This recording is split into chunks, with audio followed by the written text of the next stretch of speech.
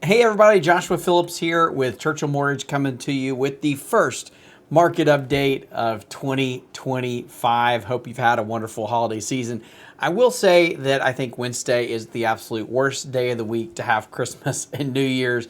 And maybe like me, you're ready to get back to normal life next week. And I have to start by saying, let's pull up here the article from CNBC. Good riddance to the last couple months of 2024 in regard to mortgage rates and what's been happening in the mortgage market. This article says here demand was down 22%, I guess, from December of 23 to 24. And yeah, I think a lot of us were feeling it. If you're out there looking at purchasing a home, obviously the market's been slow, not a lot of homes on the market. So, hey, fingers crossed for a better 2025 for all of us. Well, let's get to the charts here. Now, if you're new to this or you haven't looked at it in a while, what I like to go over is what's called a mortgage-backed security chart. These are Japanese candlesticks, and it really tells the story of what's happening with mortgage rates. As I say every time pretty much with this, that every mortgage professional in America has this screen up every day as they do their job in the mortgage market. So these are mortgage-backed security charts. All you really need to know is that green is good, red is bad, and the higher the security price, the better mortgage rates are doing it. And I love to use these charts because it's like a picture's worth 1,000 words, and this is the best way I can show you kind of what's been happening with mortgage rates. So this is you know what? Let's pull the way back out to a 1 year chart. Okay, let's talk about the last year and what happened. So and we've gone over this many times if you watch these videos, but last year we saw mortgage rates start the year pretty good, and then they actually got worse. Again, it kind of works the opposite of mortgage rates, but security prices got worse, mortgage rates went up.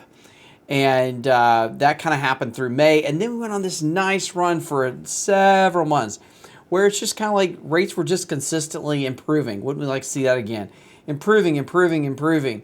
And we got to a really good spot. We were getting into the, maybe low sixes potentially. I think we even locked a couple loans in the upper fives with points back in September of last year. But you know when that ended? That ended when the Fed started cutting the Fed fund rate. They did a 50 basis point cut, and then they did two more 25 basis point cuts. And contrary to what you might think would happen, mortgage rates actually got worse, and we saw security prices go down and get worse. Well, we did have a little bit of a rally. We thought we had hit the bottom here back in November, and we actually saw a nice little bounce into early December, but right about the time. Guess what happened right there as we were seeing that the market kind of improve? You know what? Fed cut the Fed fund rate again, and mortgage rates got worse. So we find ourselves, we're trying once again to find what we would call a floor support, an area which, hey, this is as bad as things are going to get. And I'm certainly hoping that that's where we are right now as we're testing a new bottom, and hopefully we'll see things bounce back up. Now I'm going to look at something I don't often show, which is something called a stochastic chart. And I don't know a ton about it, to be honest with you, but I know enough to know that when it's high, it's called we're overbought,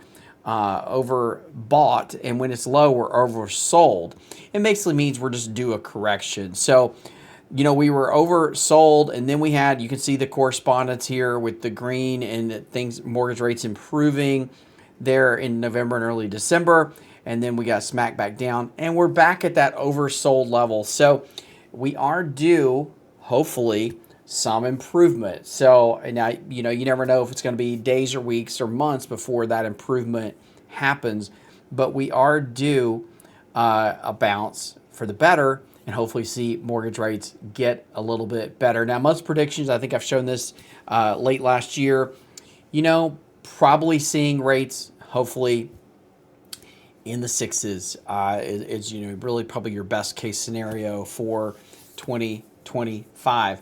Not great news if you're needing to refinance. I'd love to see rates lower. Probably a lot of us need to see rates in the fives before a refinance makes sense. Always be aware of closing costs when you're looking to refinance, if that's the case.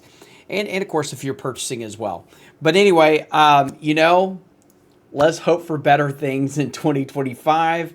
Let's hope that we see, mortgage rates hopefully improve a little bit.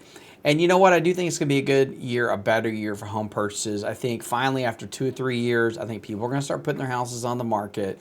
And a lot of you are just going to have to say, you know what? We're just going to have to buy a house. And, we're just going to have to buy it wherever interest rates are. And so I do think there's going to be more activity this year. And I think it's going to be a pretty good year for real estate and for the mortgage industry. So as always, if you have questions, I'm happy to talk with you. If you want to work on a pre-approval, I'm happy to do that. We can talk specifics about your potential interest rate, and happy to help any way I can. Again, Happy New Year. Let's all get back in the rhythm of life, and we'll hope for some better things to come this year. Take care. Bye.